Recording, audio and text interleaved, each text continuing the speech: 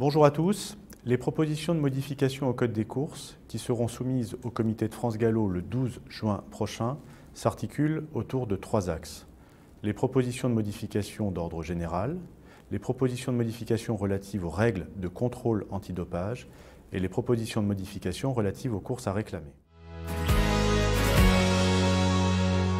Il est tout d'abord proposé de préciser les conditions d'arrêt et de reprise du versement de la prime à l'éleveur dans l'hypothèse d'une procédure collective, de surendettement ou de dissolution d'une société.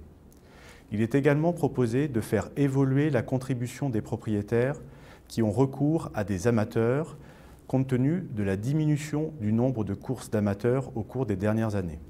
S'agissant des jockeys étrangers venant courir en France, il est proposé de préciser que l'ensemble des pièces nécessaires à la constitution de leur dossier, notamment s'agissant de l'ouverture de leur compte, devront être transmises au plus tard 5 jours avant la déclaration de monte dont ils feront l'objet.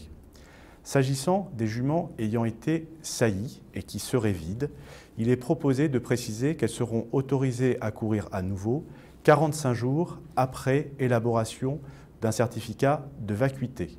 S'agissant de l'usage abusif de la cravache, il est proposé d'introduire un principe de distancement à compter de la 9e sollicitation. Pour les audiences disciplinaires, il est proposé d'introduire un principe de recours à la visioconférence dans certains cas.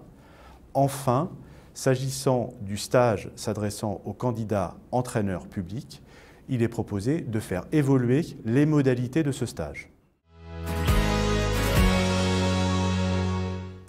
S'agissant des règles de contrôle antidopage, il est proposé de préciser que les ordonnances devront être numérotées chronologiquement par le détenteur du cheval et ne devront pas suivre le numéro de l'ordonnancier du vétérinaire auquel ils ont recours.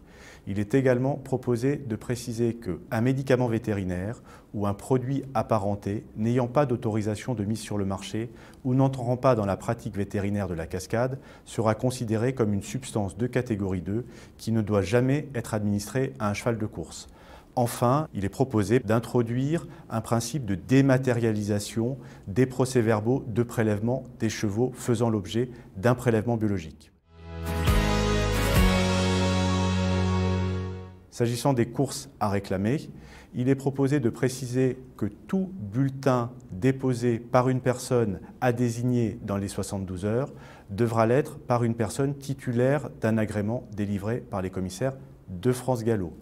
Enfin, sera proposée une évolution de la répartition de l'excédent de réclamation qui serait désormais partagé par moitié entre le propriétaire vendeur et la société organisatrice, étant précisé que lorsqu'il n'y aura qu'un seul bulletin déposé par le propriétaire vendeur, la moitié de l'excédent de réclamation reviendra à la société organisatrice.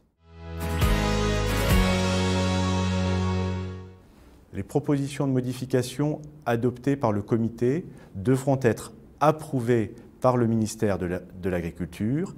Elles seront ensuite publiées au bulletin officiel des courses qui sera consultable sur le site internet de France Gallo. Je vous remercie de votre attention.